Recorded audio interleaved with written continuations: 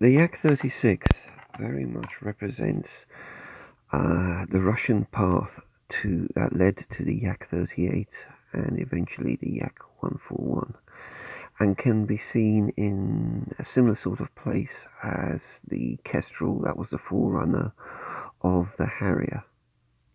So from 1960, the Yaklov Design Bureau began work on VTOL system vertical takeoff and landing aircraft using the compact and lightweight Tamansky RU-19-300 turbine engine, and drafted a proposal for a development of the Yak-141, which was a converted Yak-30 jet trainer with two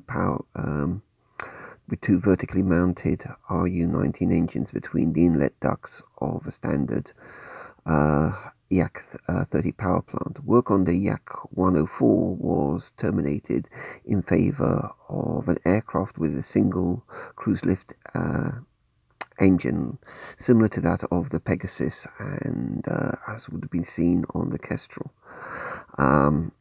However, the Yakov Design Bureau was unable to find a suitable engine, and the Soviet government at that time was not willing to undertake the development of the Russian equivalent of the Pegasus. In response to this, and still under pressure to develop a VTOL fighter, Yaklov proposed a twin-engined aircraft with a large nose air intake engines in the forward fuselage and swiveling exhaust nozzles, one for each engine on either side of the lower fuselage near the center of gravity of the aircraft. The fighter version was not proceeded with, but four technology demonstrators, initially designated Izhelyadye were based on fighter studies were ordered, and this was to become the Yak-36. Four prototypes were completed, one of which was used only for static testing. The second was used for takeoff and landing tests, including free hovering.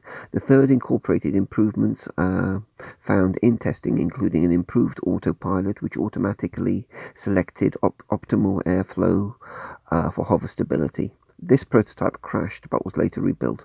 The fourth prototype crashed in February 1971 and was not rebuilt. The airframe was a semi-monocoque fuselage with a bicycle-type landing gear, which seemed to be very popular with Yakolev designs and something they features on a number of their aircraft. With short-cropped delta wings with a 37-degree leading edge sweep and a 5-degree anhydral attached to the fuselage in the mid position. The fuselage was a substantial forward of the wing trailing edges due to incorporating the engines, cockpit, fuel tanks, equipment base as close to the center of gravity as possible. This gives the aircraft its very barrel-like appearance. Tapering sharply to the swept tail surfaces with a high-set tailplane. Control of the aircraft was by conventional rudder ailerons and elevators in normal flight mode, and by compressed air blown control nozzles at the wingtips, rear fuselage tip, and at the end of a long boom extending forwards from the top lip of the air intakes. That's that long pointy thing in the front. Two underwing hardpoints could carry bombs, podded machine gun pods, or rocket pods, but the Yak-36 had insufficient excess thrust and range for effective use as a combat aircraft. The first tethered hovered flight took place on the 9th of January 1963, and there were initial problems with hot gas re-ingestion, where hot exhaust gases were sucked back into the intakes, causing poor airflow through the engines because you're pulling in much lower density air and hotter air, and the loss of thrust. The suction effect of the exhaust was there was an issue with the suction effect of the exhaust on the ground, which made higher engine power required. The problems with the control system caused further difficulties, and after modifications, the first untethered vertical flight took place on the 23rd of June 1963, followed by the full transition to horizontal flight on the 16th of September 1963. On the 24th of March 1966, the first complete flight was made from vertical takeoff transition to horizontal flight. Deceleration to vertical flight and vertical landing. After much testing and practice, the first public presentation of the Yak-36 was made on the 9th of July in 1967 at the Moscow Domodedovo Airport, marking the 50th anniversary of the October Revolution. After promising results obtained from the flight test program of the Yak-36, the next development step was the Yak-36M, which flew for the first time on the 27th of December 1970. At this stage, really, the development of the Yak-36 stopped, and we moved into the Yak-38, which very much became the Russian Harrier. And there's a couple of build videos of that, and not one of the most auspicious aircraft, but without a power plant like the Pegasus, the Russians were very much faced with this issue of having to have the dead weight of 2 lift engines plus the rotating nozzle main engines, which really turned out not to be the optimal thing. Though later on, this led to the Yak 141, and there will be a build vid of that coming up as well. So this is the background now for the unboxing, and at the time of recording this, the actual build is well underway. So this is the unboxing vid for the Yak 38 Freehand by Art Model, not E-Model this time. So nice box art, info about the 2 color schemes. So Art Model are another Russian manufacturer that seem to cover some of the less common types, and as would be covered, as has been already discussed, the Yak 38 Freehand was from the era of the Harrier, when the Russians were also interested in VTOL aircraft. So I've already taken out the bag. We'll have a look at the instructions. Now these are limited run kits. Well, I believe they are. That's how they certainly come across. Mixed media with resin, photo etch, and injection molded plastic. So a sprue map. Bit of background info in English and Russian, and then very basic instructions. Now, this isn't an overly complicated kit anyway, but like so many of its genre, they cram a lot into the instructions. So basically, this is what you have. Construction starts with a massive air intake and the splitter plate.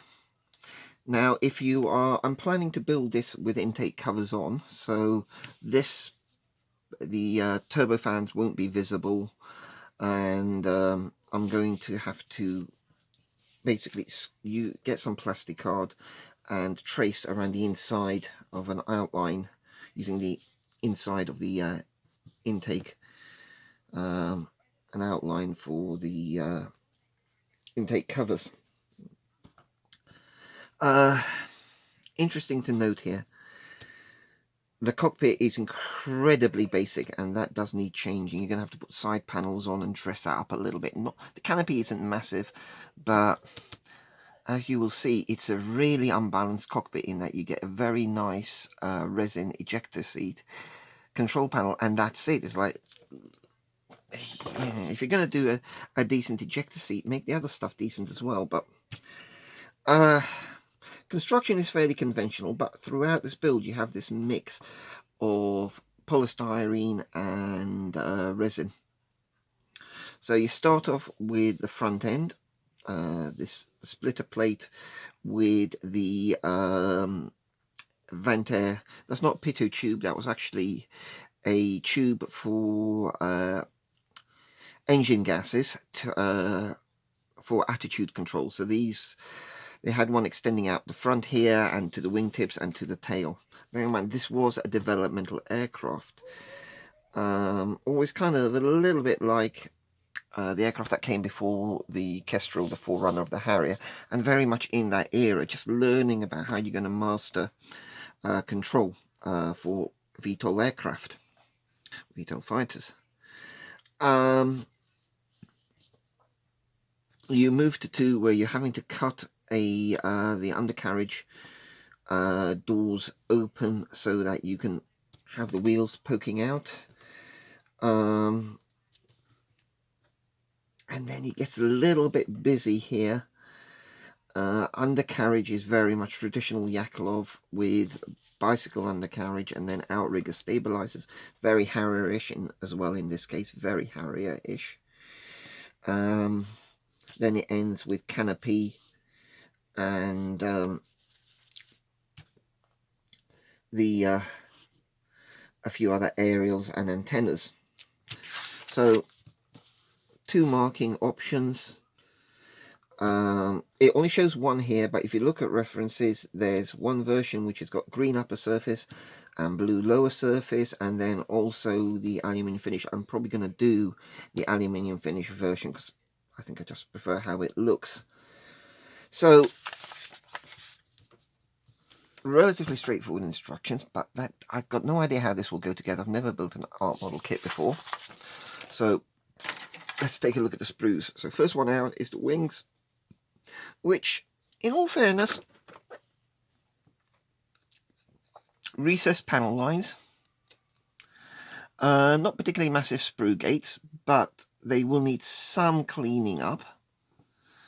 No slots for the wings, so these are very much butt joints onto the fuselage, so that getting the position right and the angle right is going to be a bit tricky. Here we have that front probe, the front for the engine gases, for attitude control, and part of the nose wheel bay, and then the outrigger pods in here where the outrigger wheels will retract into. If you want to drop the flying surfaces on this, I do see this as being quite doable. Again, look at reference images. You may want to drop the flaps on this. I think that's not unreasonable. So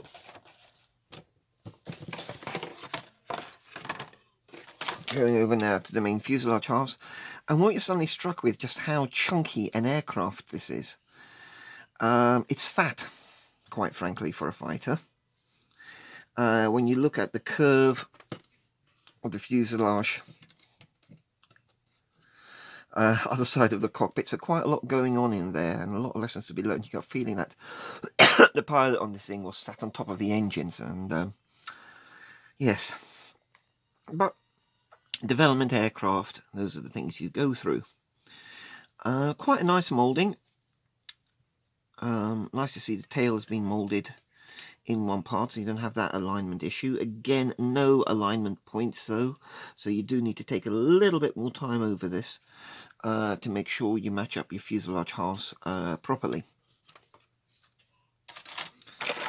Now going over to some more of the detail parts, you've got the outboard undercarriage legs, which are moulded as one piece. They are going to be a bit delicate, so I think cutting them off the sprue is going to be a bit tricky. Almost you have to think about the order that you're going to snip these off without risking breaking them. And then you've actually got 4 pylons on this as well. The incredibly basic instrument panel. How much is visible, I do not know, about this thing. Definitely needs side consoles. The final sprue, cockpit floor, the front, the engine intake detail, and they make some attempt, well no, they don't really make any attempt at doing a fan blade detail on the front, so that's more of a flat disc. If that's visible, yeah, maybe some kind of fans on here would be nice, but I say I'm going to cover this with intake covers. The nose wheel, again, moulded as a one piece with the elo leg. That will definitely need cleanup, and in that format a little bit tricky to paint as well. The I think that's the aft wheel bay, very Harrier lower intake, very Yakolovy main undercarriage legs. You've got the mould line along the wheels, which does need cleaning up, and there's that forward, I think it's for both engines and undercarriage, cover, and then the 2 blisters on the side, and I believe there were attitude jets or something here. Those are quite prominent on the lower surfaces, and the very, very basic cockpit floor. Going over to the resin and the canopy, so no actual photo etch with this kit. So for such a bare cockpit, you get a very, very nice little ejector seat. So don't know how well you can see that. Very nicely molded with the harnesses, so if you want to put a pilot figure in, that's going to take a little bit of work, but a very nice little ejection seat that you're going to have to cut off the molding gate. But therein lies the rub for me. You've got that and absolutely practically bugger all else to put in the cockpit. Now you've got here also, these are the pivoting engine exhausts, one for each side. You've got quite a large gate here.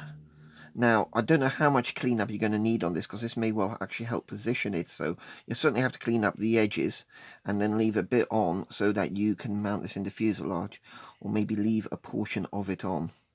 But that is quite a nice molding, as you can see. Plenty of detail here as a small resin component. Definitely, as with any resin going into plastic, you do need to do a lot of test fitting. The undercut here says to me that at least this aft half needs to come off. So you have 2 of those. The other resin component, which one side has come off, are the rocket pods. So ubiquitous on practically every Russian aircraft, which in all fairness are quite nice.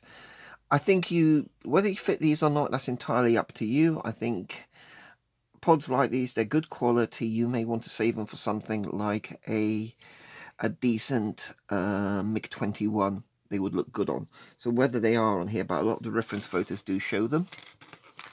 And then finally, quite a nice cockpit canopy with clear frame detail, which I do like. That's going to make masking quite easy, and I can't see this presenting too many challenges on the painting front. Now there's a little bit of flash on the edge here, but again I don't see that presenting too much of a problem to clean off.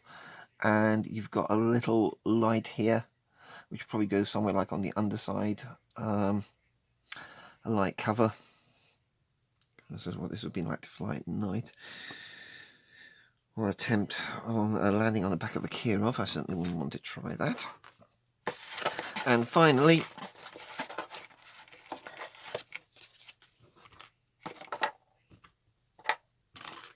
the Decal Sheet. You got a choice of different bought numbers: 36, 37, 38. Again, it does need a bit of research. Decal for the instrument panel, decal for the anti-glare panels, few panel indicators, safety indicators like for the ejection seat. Don't grab here, don't pull this, don't put your fingers in that. Instrument panel as well, that's definitely worth putting on. So which one I do, I'm not entirely sure yet. Looking at the schemes, the bare metal one looks like port 37, so it's going to be, looks like it'll be yellow 37.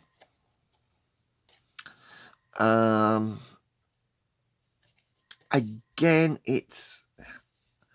this looks better quality than A model, and hopefully they won't disintegrate and they'll behave better.